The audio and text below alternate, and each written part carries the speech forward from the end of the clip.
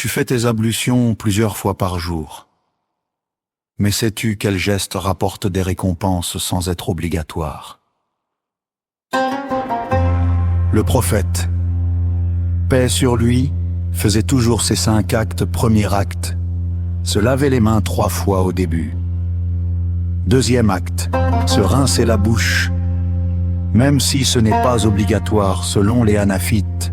Troisième acte, se rincer le nez. Quatrième acte, passer les mains mouillées sur toute la tête, pas seulement un quart. Cinquième acte, passer les doigts entre les orteils. Pourquoi les faire? Parce que le prophète a dit: celui qui fait ses ablutions parfaitement, ses péchés sortent de son corps jusqu'à sous ses ongles.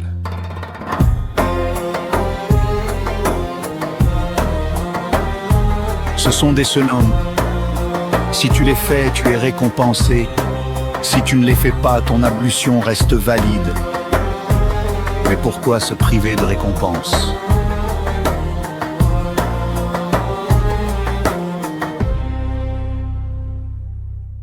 Tu fais tes ablutions machinalement. Attention, ces 4 actes sont détestables, makruh, et diminuent ta récompense. Première erreur. Gaspiller l'eau, le prophète a dit, ne gaspille pas, même si tu es au bord d'une rivière. Deuxième erreur. Laver chaque organe plus de 3 fois. 3 fois, c'est la sunnah. Plus, c'est du gaspillage et c'est makruh. Troisième erreur.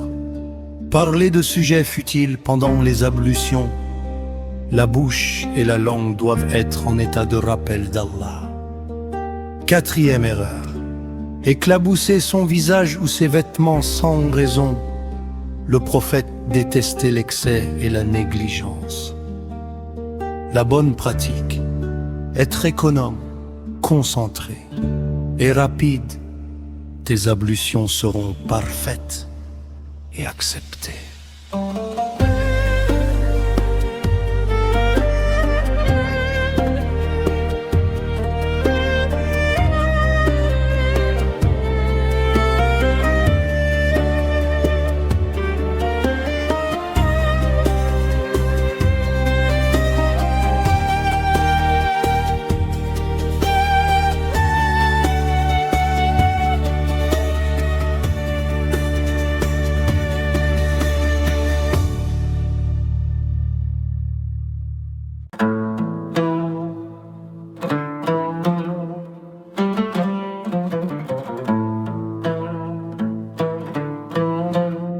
Le ghusl, c'est le bain rituel.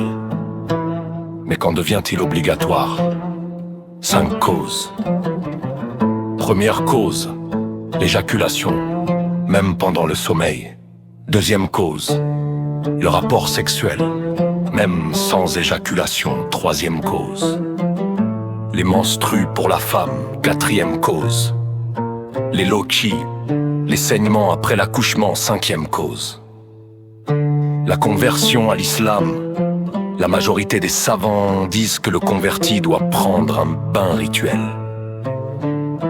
Comment faire le ghusl? Le minimum, une intention et que l'eau touche tout le corps.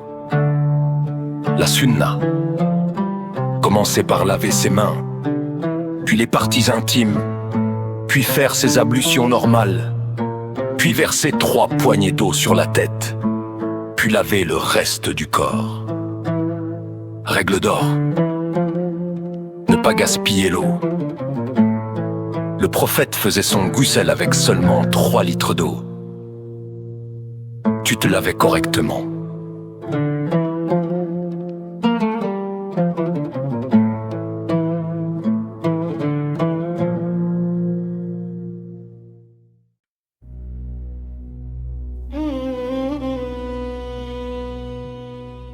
Tu es en voyage, malade, ou tu ne trouves pas d'eau.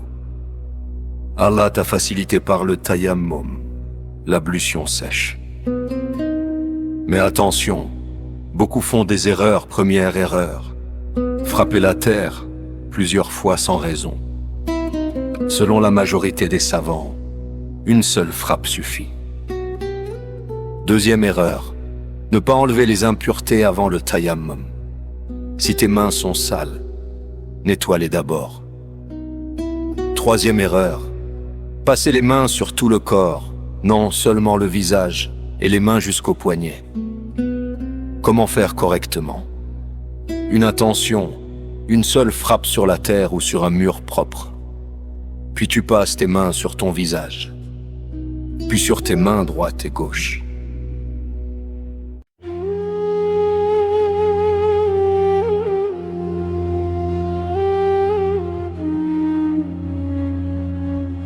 Tu pries avec un vêtement impur sans le savoir.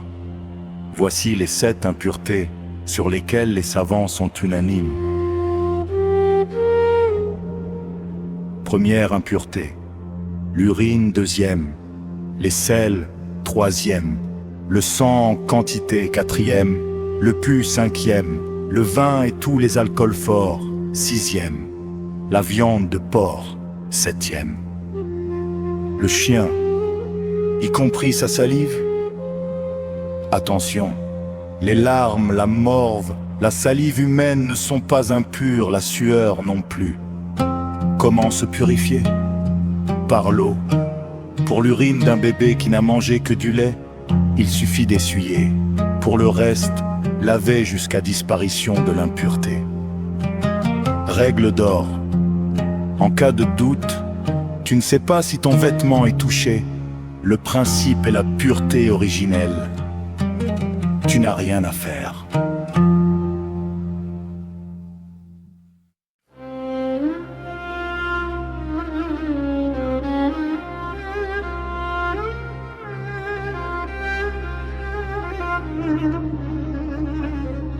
L'eau n'est pas le seul purificateur en islam. Il y en a 5. Premier purificateur, l'eau, c'est le principal. Deuxième, la terre pour le tayammum et pour purifier un endroit souillé. Troisième, le soleil. Selon l'école hanafite, le soleil purifie la terre et les toits. Quatrième, la transformation. Si une impureté change complètement de nature, comme le vin qui devient vinaigre, elle devient pure.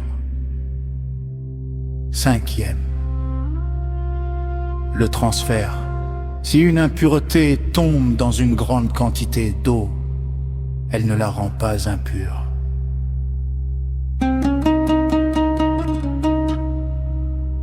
Attention, l'eau doit être pure elle-même. Si l'eau est souillée, elle ne purifie pas.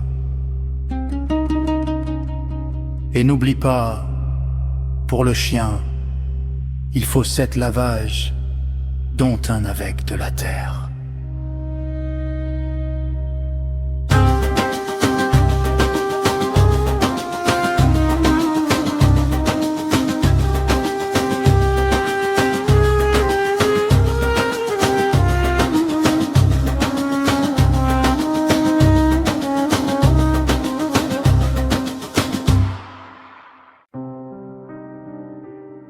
Tu commences ta prière, puis tu doutes.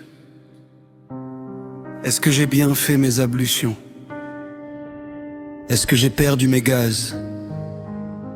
Tu refais tout, puis tu doutes encore. C'est le waswas, les suggestions de Satan. La solution est simple et unanime. Le principe, la certitude n'est pas annulée par le doute. Tu es certain d'avoir tes ablutions, le doute arrive. Tu ignores le doute et tu continues. Le prophète a dit que l'un de vous n'arrête pas sa prière jusqu'à ce qu'il entende un son ou sente une odeur. Si tu doutes pendant la prière, ne sors pas. Si tu doutes après la prière, ne la refais pas. Satan veut te faire abandonner. Ne le laisse pas gagner. La règle d'or, un doute n'annule jamais une certitude.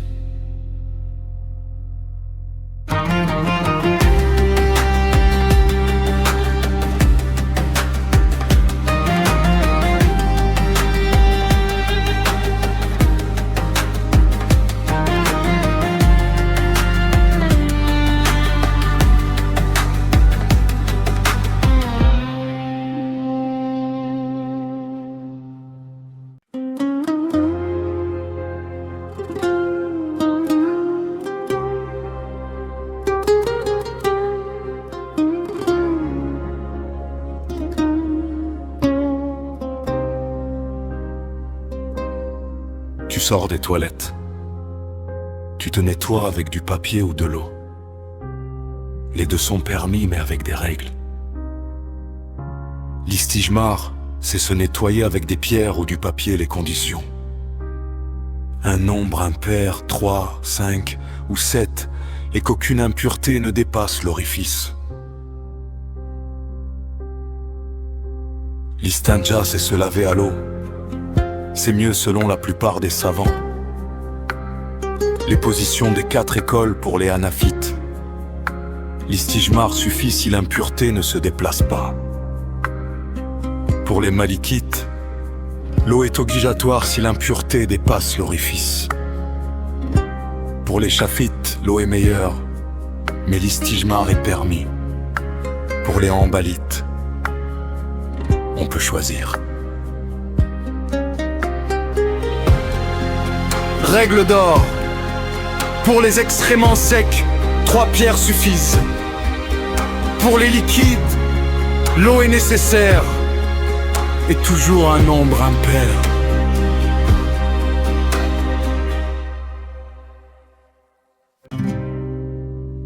Certains actes de la prière sont des piliers rukn. Si tu en oublies un, même par erreur, ta prière est invalide, les voici. Premier pilier, se tenir debout si on peut, deuxième. Le takbir d'entrée, troisième. Réciter la Fatiha, quatrième. L'inclinaison, recul. Se redresser après l'inclinaison, sixième. La prosternation, sujude. Sur cette partie du corps. Se relever de la prosternation, huitième. S'asseoir entre les deux prosternations, neuvième. Le dernier tashaoud, dixième. S'asseoir pour le dernier tashaoud, onzième. La prière sur le prophète selon les chafites et hanbalites. Le salut final, salam, treizième, l'intention, quatorzième. L'ordre, faire les actes dans cet ordre. Si tu oublies l'un de